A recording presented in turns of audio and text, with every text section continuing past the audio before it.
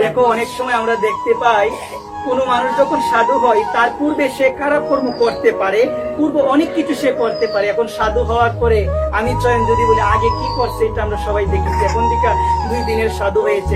অনেক মানুষ দেখবেন একটা কথা বলে 2 দিনের সাধু বাদতে কি হয়, একবার ফেন্সে হলো, ওই রকম কথা বলেন অনেকে।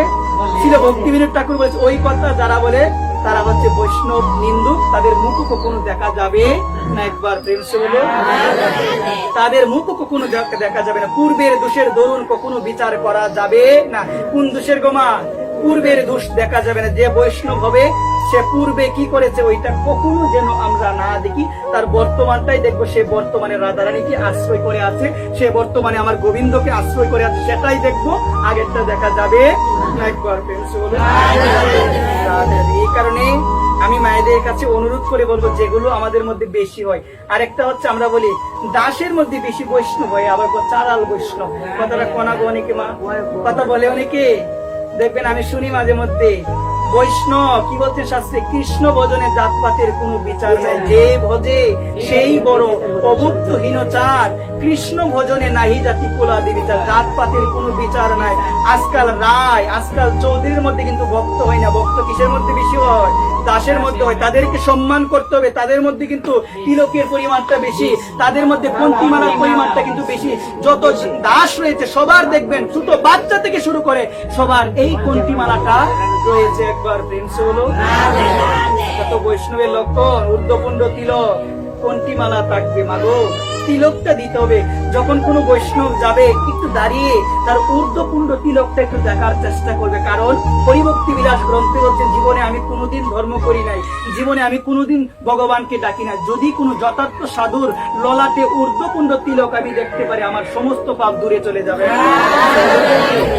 যথার্থ সাধুর। আবার অনেক সময় দেখা যায় বৈষ্ণব দেখলে অনেক সময় মানুষ তার মুখের দিকে তাকাই না, অনেকে তাকাই না। আমি মায়েদের কাছে অনুরোধ করে বলবো অন্তত পক্ষে মনে মনে হলো তাকে দেখলে কৃষ্ণ নাম করতে হবে, জয় নিতাই বলতে হবে, জয় রাধে বলতে হবে, জয় গৌর বলতে হবে। তোমার যদি লজ্জা লাগে তাকে শুনিয়ে বলতে, তাহলে তুমি মনে মনে বলো, কেউ তো আর শুনবে না, একজন শুনবে, তিনি কে?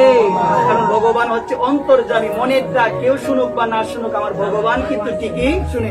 এই কারণে যখন কোনো বৈষ্ণবকে দেখবে মাথাটা নত করে বলবে জয় নিতাই, জয় গুরু, জয় রাধেশ্যাম। অনেক সময় আমি হাঁটার সময় যখন কোনো বৈষ্ণবকে দেখি অনেক সময় বলা হয় না, কিন্তু আমি অবশ্যই মাথাটা নত করে যাকেই দেখি, যারা বৈষ্ণব বিশেষ করে যাদের ঊর্ধ্বপুণ্ড তিলক রয়েছে, যাদের পন্থীমালা রয়েছে, তাদেরকে দেখলে আমি একটা কথা মনে মনে বলি জয় নিতাই, জয় গুরু, জয় রাধেশ্যাম। একবার প্রেমসে বলো।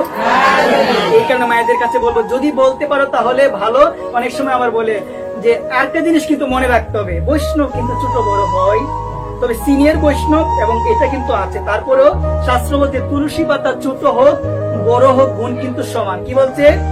তুলসী পাতা ছোট হোক বড় হোক গুণ কিন্তু সমান। বৈষ্ণব ছোট হোক বড় হোক গুণ কি গো মা? সমান। একবার প্রেমস বলো। রাধে রাধে।